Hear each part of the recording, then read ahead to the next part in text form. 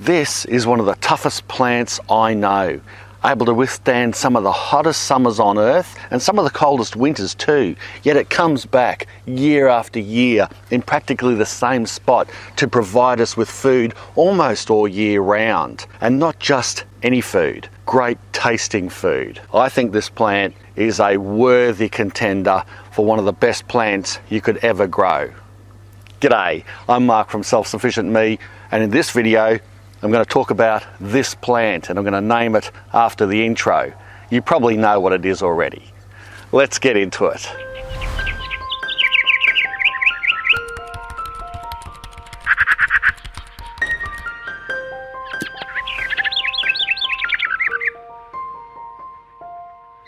Yes, of course you knew what it was.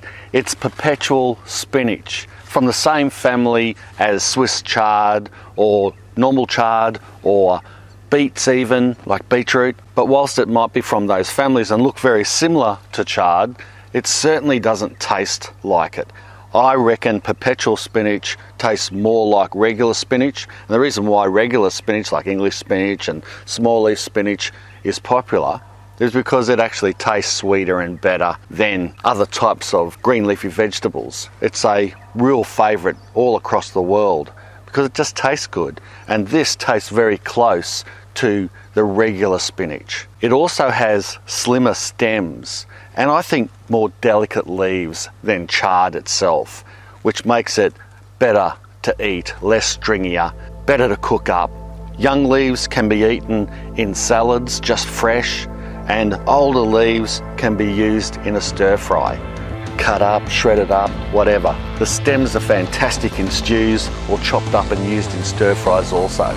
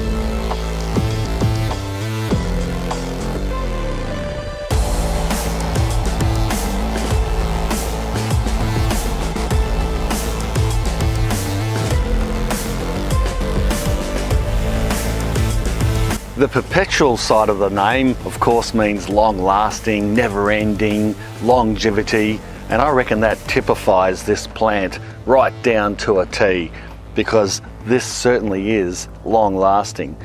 And on top of that, if you look right beside it, this bok choy here has gone to seed already, and it's growing at the right time of year.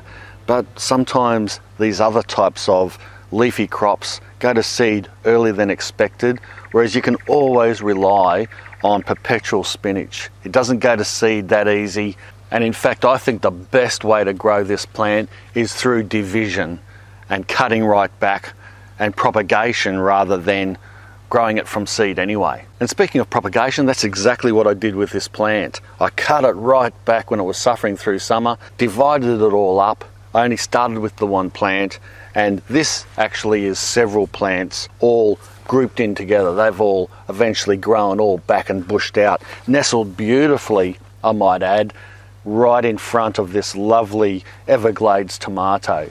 This small tomato, another one of my favourite plants to grow in the garden, very hardy, and I've talked about that plant before. And in stark contrast, as I just said, with this other salad crop, That is going to seed and feeding the bees, but it's not really feeding us. In fact, the more you cut this back, the more it grows bigger and better for you. I probably should have included this in how to grow a ton of perpetual spinach, but it was just too easy. Perpetual spinach will grow best through the cooler months. So if you're in a hot climate like ours, this is now our winter time, and it grows like full gutso through those months, but it does grow still okay into the warmer months. It'll go really good through spring. It'll suffer a little through summer, but it'll still grow okay. It'll still give you greens even through our hottest summers. But that's when I find is probably the best time to start giving it a good haircut and dividing it up. And dividing this up is so easy. You can be really brutal with it. You can start with the one plant, let it grow for a season, and then really get the hatchet job done on it and divide it up. Rip those pieces apart, bung them in the garden, and then you can start multiplying your crop. Or then you can also put it in other areas if you want. Grow it as a small little garden hedge, I don't know, whatever. It is just an excellent plant to be able to regrow and adapt and come back from being either eaten down because of overgrazing from us humans, or deliberately cut back and divided up to propagate more. Yes, this plant does grow extremely well, but you do also have to help the plant a little out because it takes so much energy to grow all these luscious leaves and just keeps coming back. It does need a little bit of feed to keep it going. And then there's several ways that you can feed this plant. But the thought you should always have in front of mind is a fertilizer, whatever you use, that is high in nitrogen. Because it's a big leafy green plant, it does like a lot of nitrogen-based fertilizer. Forget it's not fruiting, it's not seeding, it's not growing any big tomatoes or anything, or even small tomatoes. This thing is growing big juicy leaves, and it gets cut a lot, and it needs to rejuvenate.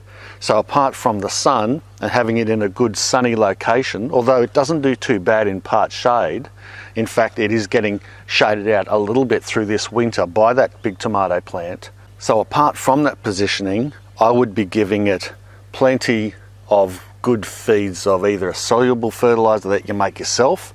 We make a good fertilizer from our own old chicken manure, sort of like a fertilizer compost tea. We let it rot and fester and ferment in a bucket, and then we use it watered down on these plants.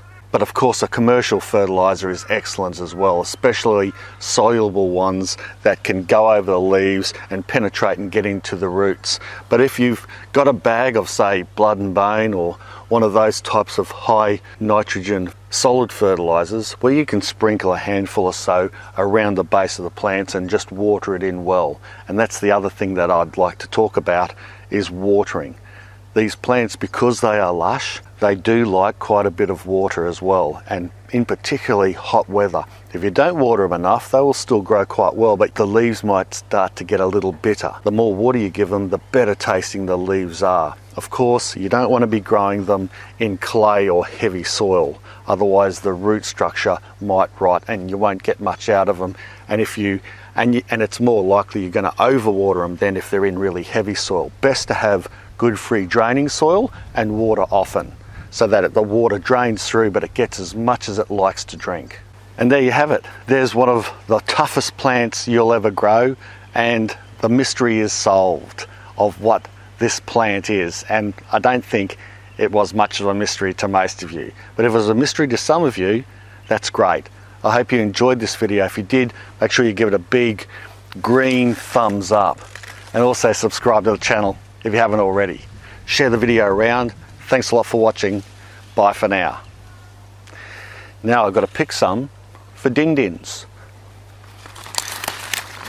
Picking is easy too. It really sticks in the ground. It's got quite a deep root structure that holds into the soil. And I just love it. You don't even have to prune it with a scissors or a secateurs. You can just rip this stuff off. Even the bigger ones.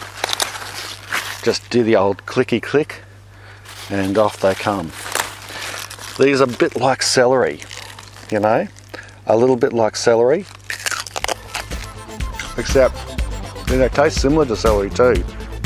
I reckon they're better. Good earthy, sweet taste.